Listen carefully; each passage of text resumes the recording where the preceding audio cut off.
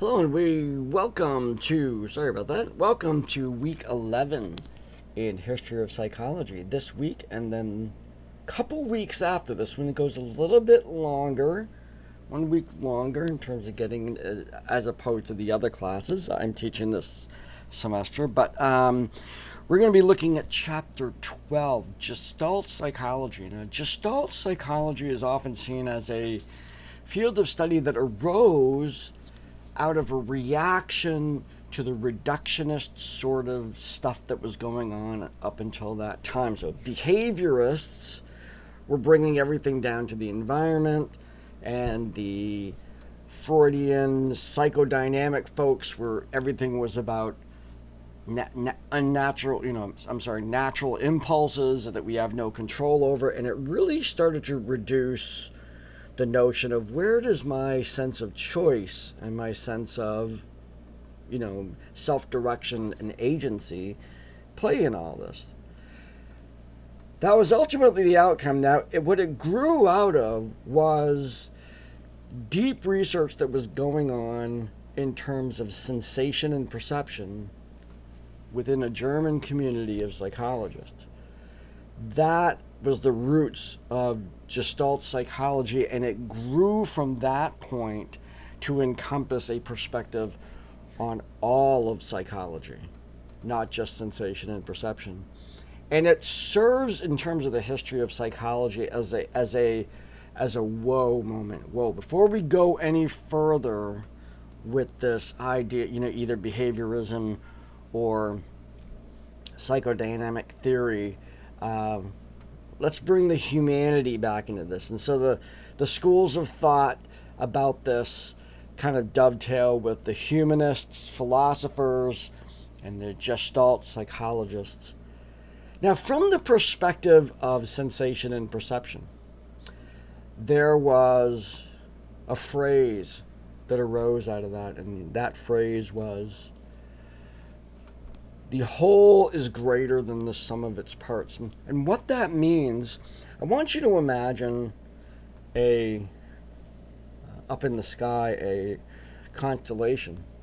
Now, the fact is, those are pins of light that have reached us from billions of miles away, stars that are not in any sort of, some are further away, some are closer, that kind of thing. They're not in that formation, but we look up to that and we see something that is not necessarily there. We add something. So it's more than just what we're looking at.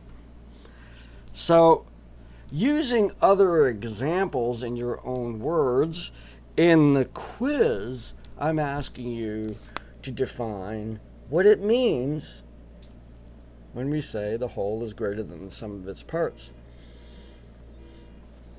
That's the first quiz, and that was a really, really major aspect and contribution of Gestalt theory to psychology from that point on. There's really not a lot of Gestalt psychologists now, per se, other than Gestalt psychology is always part of psychology. It's just a very, very influential aspect. It's like, sort of like jazz music. The blues influence can be heard in rock, it can be heard in jazz, it can be heard in reggae, it can be heard in all kinds of different genres of music. That root bluesy jazz feel that itself was a combination of both classical musical influences and influences from African rhythms and melodies and harmonies that were brought over largely through the slave trade. And so these combinations, but that root music has influenced so many other genres of music, just like Gestalt psychology has influenced so many other aspects of psychology. The assignment has two parts. I'm having you to look for examples of the perceptual aspects of Gestalt psychology. We're kind of resting in there. And the first one I'm asking you is size, shape, color constancy. I'm looking for you to give me an example of that.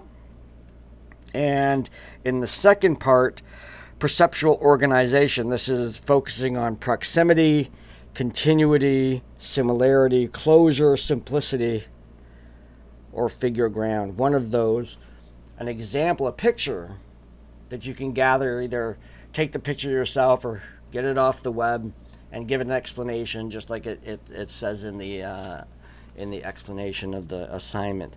So a quiz and an assignment. You have a break from discussions this week. So you just have to focus on those two things. And I'll be looking at those two things in terms of attendance when I do attendance at the end of the week. So that's it for this week. We have 2 more weeks, 3 more weeks this week, next week, and then there's a final chapter, all as well. And look forward to seeing these assignments come in. And have a great week, and I will see you next time.